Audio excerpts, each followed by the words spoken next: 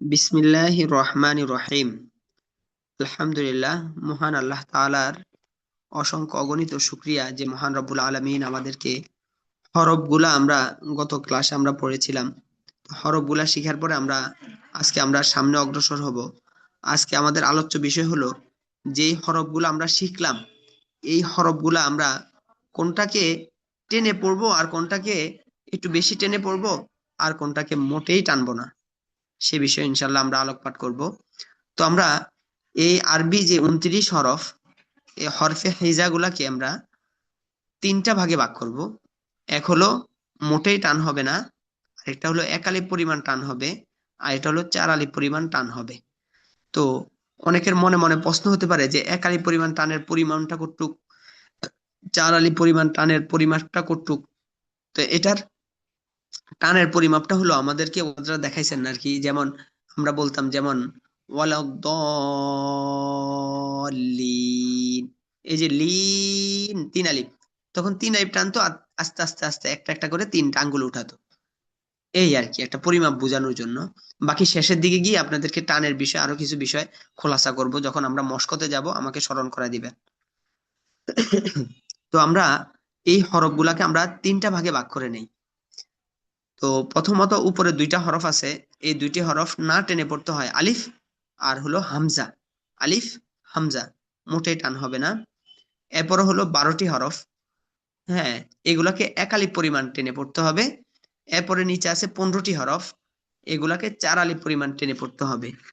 তো এটাকে সহজভাবে পড়ার জন্য সহজ একটা পদ্ধতি আপনাদেরকে দেখাই দেই। সেটা হলো আমরা প্রথমত মনে রাখবো আলিফ আর হামজা মোটেই টান হয় না। এরপরে বাকিগুলোর ক্ষেত্রে আমরা মনে রাখবো যেই হরফটাকে বাংলাতে লিখতে একটি অক্ষর লাগে সেটাকে এক আলিফ পরিমাণ টেনে পড়া।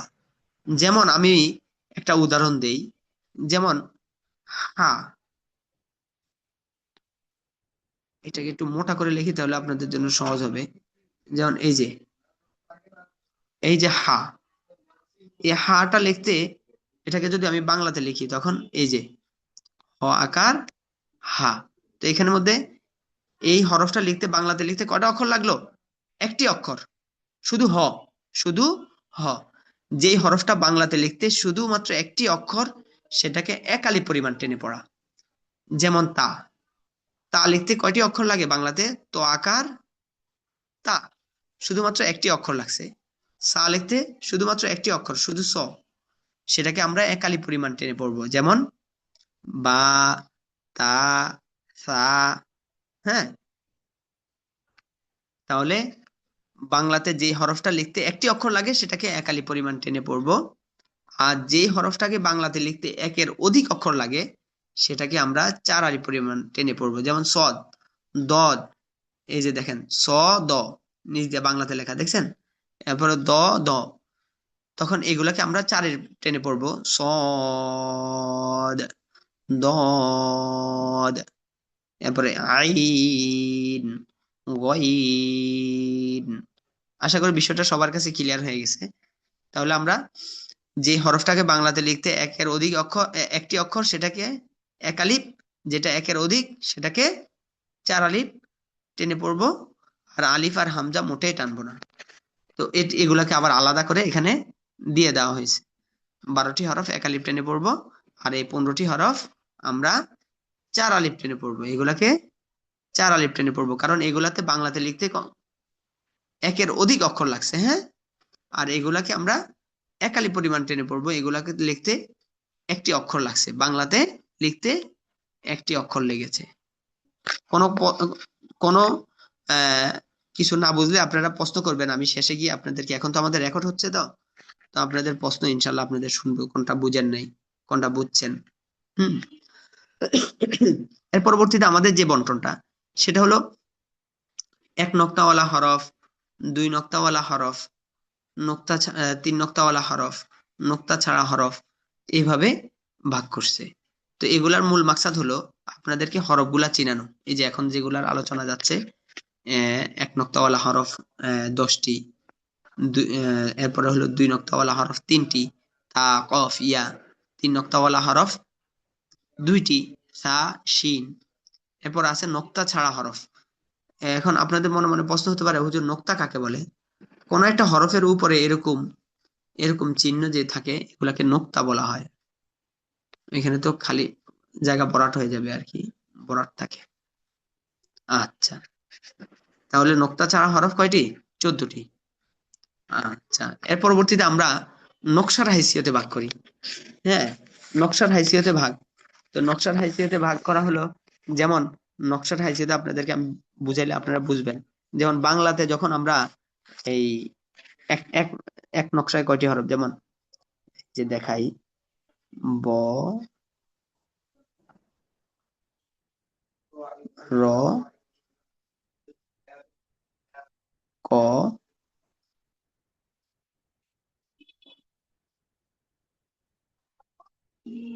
গ, জ, রি, এরপর হলো ধ। দেখেন এগুলা কিন্তু একটা নকশাই হরফ, এক নকশাই হরফ এগুলা। হ্যাঁ, এক নকশায় হরফ কয়টি? 1 2 3 4 5 6 7টা। তো আরবির মধ্যে এরকম একটা নকশায়, হ্যাঁ, কয়েকটি হরফ হয়। তো এগুলাকে নকশার হাইজিয়াতে ভাগ করছে আর কি। তাহলে বায়ের নকশায় হরফ কয়টি? বায়ের নকশায় হরফ হলো 5টি। হায়ের নকশায় হরফ, হায়ের নকশায় হরফ হলো 3টি। হা, হ্যাঁ, হা করে আছে হা, নিচে নক্তা দিলে জিম, উপরে দিলে খ, এরকম। এরপরে হলো দালের নকশা হরফ 2টি, দাল উপরে নক্তা দিলে জাল। এরপরে র এর নকশা হরফ 2টি, র উপরে নক্তা দিলে জা। এরপর আইনের নকশা হরফ 2টি, আইন গয় নক্তা দিলে গইন।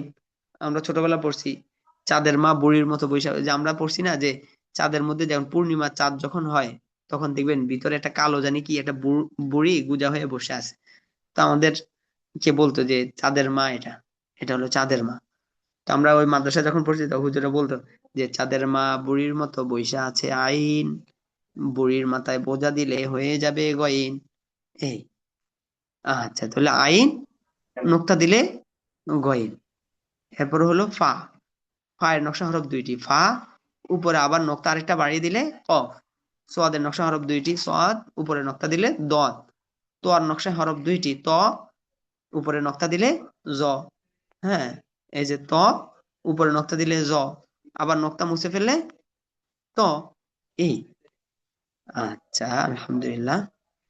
এর পরবর্তীতে হলো কাফ, কাফের নকশা হরফ 2টি, কাফ আর হলো লাম। এই যে কাফ আর হলো কি লাম, অর্থাৎ একটা হলো মাঝখানে পেস আছে, আর এটা হলো লাম, মাঝখানে পেস দিয়ে দিলে কাফ। আল্লাহ। এরপর হলো সিন, উপরে 3টা নক্তা দিয়ে দিলে হয় কি শিন। এরপরে এই নিচে কি লেখছে, মনে রাখার কায়দা ছাড়া হরফ 5টি, অর্থাৎ এগুলো কোনো নকশা নাই, এটা একাই একা একা একা, এটার নকশা আর কোনো অক্ষর হয় না, আর কোনো অক্ষর নাই। আল্লাহ। তো এগুলা এর নকশা ছাড়া হরফ 5টি, আলিফ মিম ওয়াও হা হামজা। আচ্ছা, তো এইগুলা শিখানোর মূল মাকসাদ কি? মূল মাকসাদ হলো হরফগুলো আপনাদেরকে চিনানো, হরফগুলো আপনারা চেনা উদ্দেশ্য। এরপর আপনাদেরকে এখানের মধ্যে এলোমেলো করে দিছে। যখন আপনারা একটা জিনিস মনে রাখবেন, ওই যে আমরা বাংলা যখন আমরা শিখছি তখন আমরা প্রথমত কি পড়ছি? প্রথমত আমরা ক খ সরু সরে পড়ছি। হ্যাঁ, এখন আমাদেরকে ক খ সরু সরে আমাদেরকে শিখানো হচ্ছে আর কি। হ্যাঁ, এর পরবর্তীতে আমরা শিখছি হলো আকার রসিকার। এর পরবর্তী আপনাদেরকে আকার রসিকার শিখানোর আগ দিয়ে আপনাদেরকে আরেকটা জিনিস শিখানো হবে, সেটা হলো কি, ওই যে আমরা বাংলাতে পড়ছি না, এটা হলো ব, আর এটা হলো ভ, এটা হলো এটা হলো প, পাখি লিখতে যে প, আর এটা হলো ফুল লিখতে যে ফ। হ্যাঁ, ফ ফ ব্যবধান আছে না? তো আরবির মধ্যে এরকম ব্যবধান আছে, সেটা হলো আমরা মাখরাজের মধ্যে গিয়ে পড়বো।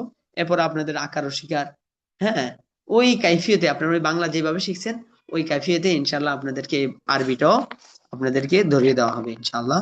তাহলে এই এই এখানের মধ্যে 9 নম্বর পৃষ্ঠার মধ্যে কি লেখা হলো? সব 29 হরফকে এলোমেলো করে নিয়ে আসা হয়েছে। এর মূল মাকসাদ কি? আপনাদের হরফগুলা চিনানো। হ্যাঁ, তো এই হরফগুলার মধ্যে যেন কারো কোনো ভুল না হয় কালকে। এর পরবর্তীতে এখানের মধ্যে হলো ওই পার্থক্যটা দিছে আর কি, পার্থক্যটা ক্লিয়ার করা, যেন পার্থক্য একটার সাথে একটা যেন প্যাচ না লাগে। একটা হলো তা, আর একটা হলো ত।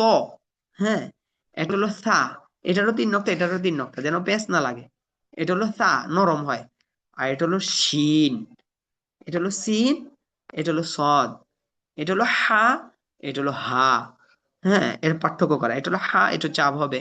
হ্যাঁ, তো এগুলো আমরা মাখটাতে গিয়ে ক্লিয়ার করব। বাকি এখন আপনাদেরকে একটু টাচ দিয়ে যাচ্ছি আর কি।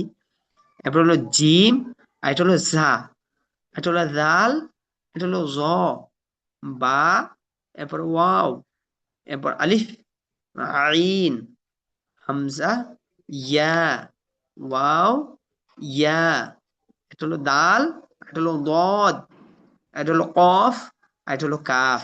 এই পার্থক্যগুলো আমাদের মনে রাখতে হবে। হ্যাঁ, এক হরফের স্থানে যেন আরেকটি হরফ হয়ে না যায়, এটা আমরা খেয়াল রাখবো ইনশাআল্লাহ। আল্লাহ তাআলা আমাদেরকে তৌফিক দান করুন। আমাদের হরফগুলা চেনা আমাদের খুব জরুরি। এবং কোরআন মাজিদ এই যে আমরা পড়তেছি, আজীবন আমরা পড়ে আসতেছি, কত না ভুল পড়ে আসতেছি। আল্লাহ, অল্প একটু পরিবর্তন করে দিলেই অর্থ পরিবর্তন হয়ে যায়। যেমন আমরা আজীবন পড়ে আসছি যে আস্তাগফিরুল্লাহ, নামাজে সালাম ফিরানোর পরে আমরা ইস্তেগফার পড়ি, আস্তাগফিরুল্লাহ, হে আল্লাহ আমাকে ক্ষমা করেন। তো এইখানের মধ্যে এই যে আস্তাগফিরুল্লাহ, এখানের মধ্যে আপনি অনেক মানুষকে জিজ্ঞাসা করবেন, সবাই বলে আস্তাক ফিরুল্লাহ, আস্তাক, আস্তাক, গড় স্থানে কি পড়বে? ক পড়বে। গড় স্থানে যদি ক পড়া হয়, আস্তাক বলা হয়, তাহলে হে আল্লাহ আমি আপনার কাছে কুফরি চাচ্ছি, আমাকে কাফের বানিয়ে দেন, নাউজুবিল্লাহ। তো দেখেন, আমি চাইতে গেলাম কি, আস্তাগফিরুল্লাহ, হে আল্লাহ আপনি আমাকে, আমি আপনার কাছে ক্ষমা চাচ্ছি, আমাকে ক্ষমা করে দেন। তো ক্ষমা চাওয়ার স্থানে আমরা আল্লাহর কাছে কুফরি চেয়ে বসলাম। তো এই ভুল। হ্যাঁ, কিন্তু আমি তো আজীবন আমল করে যাচ্ছি। এই জন্যই আমাকে আবার শিখা, আমার যেন ভুল না হয়। এরপর আমরা পড়ি কুল হু আল্লাহু আহাদ। কোরআন মাজিদের মধ্যে খুব ছোট্ট একটি সূরা, কুল হু আল্লাহু আহাদ, হে নবী আপনি বলে দেন আল্লাহ এক, আল্লাহ এক, হে নবী আপনি বলে দেন। আর যদি কেউ বলে কুল, কুল, এ কুলের স্থানে কেউ যদি বলে কুল, কুল বললো, কুল হু আল্লাহু আহাদ, নাউজুবিল্লাহ, আল্লাহ আপনি ক্ষমা করেন। কুল হু আল্লাহু আহাদ কেউ যদি বলে, তাহলে অর্থ হলো এক আল্লাহকে খেয়ে ফেলো, নাউজুবিল্লাহ। অর্থ কত পরিবর্তন হয়ে যায়। এই যে কল, একটা হলো ক, একটা হলো ক। হ্যাঁ, এটা হলো কুল, এটা হলো কুল। এটা বাংলাতে কোনোদিনও বোঝানো সম্ভব না। বাংলা অনেকে বাংলা দেখে দেখে যারা পড়েন, অনেক বড় ভুল হচ্ছে। এরপর আমরা পড়ি আলহামদুলিল্লাহি রব্বিল আলামিন, সমস্ত প্রশংসা জগতের প্রতিপালক আল্লাহ তাআলার জন্য। আলহামদুলিল্লাহ, সমস্ত প্রশংসা। এখানের মধ্যে কেউ যদি আলহামদু, আল্লাহ আর স্থানে যদি কেউ বলে আল্লাহ, আলহামদু বলে, তাহলে অর্থ হয়ে যাবে কি, সমস্ত ময়লা আবর্জনা যা কিছু আছে সব আল্লাহ তাআলার জন্য, জগতের প্রতিপালক আল্লাহ তাআলার জন্য, নাউজুবিল্লাহ। তো দেখেন কত পরিবর্তন হয়ে যায়।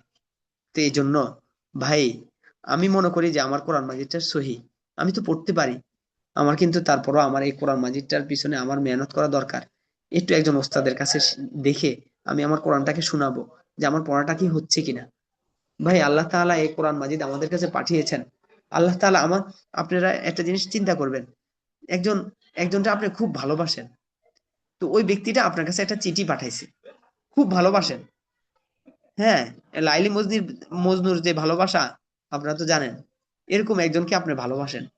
আসলে ভালোবাসা কি জিনিস এটা বোঝানো বড় বড় মুশকিল। হ্যাঁ, যারা ভালোবাসছে এরাই জানে।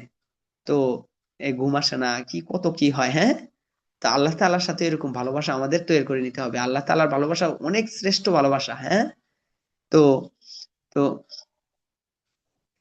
তো আল্লাহ তাআলা, আল্লাহ তাআলা, যে আল্লাহ তাআলা আমাকে পিতা দিয়েছেন, মাতা দিয়েছেন, সন্তান দিয়েছেন, আমাকে হাত দিয়েছেন, চোখের মতো নিয়ামত দিয়েছেন, এই হাজার হাজার কোটি টাকা, কত বিলিয়ন কোটি টাকার দামের ব্রেন আমাকে মাথার মধ্যে দিয়েছেন। এই ব্রেনটা একটু 19-20 হবে আপনি পাগল, একটু 19-20 হয়ে গেছে আপনি পাগল। ভাই, এত কোটি টাকার সম্পদ আল্লাহ তাআলা আপনার ব্রেনের মধ্যে দিয়ে দিছে।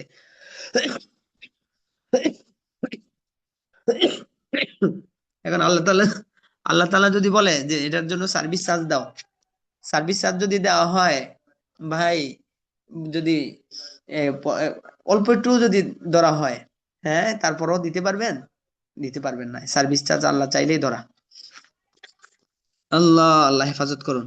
তো ভাই আমার কোরআন মাজিদটাকে সহি শুদ্ধ করে নিতে হবে। আচ্ছা, তো আমাদের পড়া এই পর্যন্তই থাকুক, হ্যাঁ। তো আমাদের এখানের মধ্যে আমরা কয়টা পড়া পড়লাম? এক হলো হরফগুলাকে টানার কাইফিয়ত। আমরা আমরা প্রথমত হরফগুলা পড়লাম, এর পরবর্তীতে হরফগুলাকে আমরা তিনটা ভাগে ভাগ করলাম। কি ভাগে? এক এক মোটে টানবো না, এক আলিফ পরিমাণ টেনে পড়বো, চার আলিফ পরিমাণ টেনে পড়বো। যেটাকে বাংলাতে লিখতে একটি অক্ষর সেটাকে এক আলিফ, যেটা একের অধিক সেটাকে চার আলিফ, আর আলিফ আর হামজা মোটে টান হবে না। এর পরবর্তীতে নকশার হাইসিয়তে ভাগ করেছি, নোক্তার হাইসিয়তে ভাগ করেছি। তো এগুলোর মূল মাকসাদ হলো কি? হরফ গুলাকে আমাকে চিনা। তো আল্লাহ তাআলা আপনাদেরকে তৌফিক দান করুন। তো আমাদের আজকে পড়া এই পর্যন্তই থাকুক ইনশাআল্লাহ।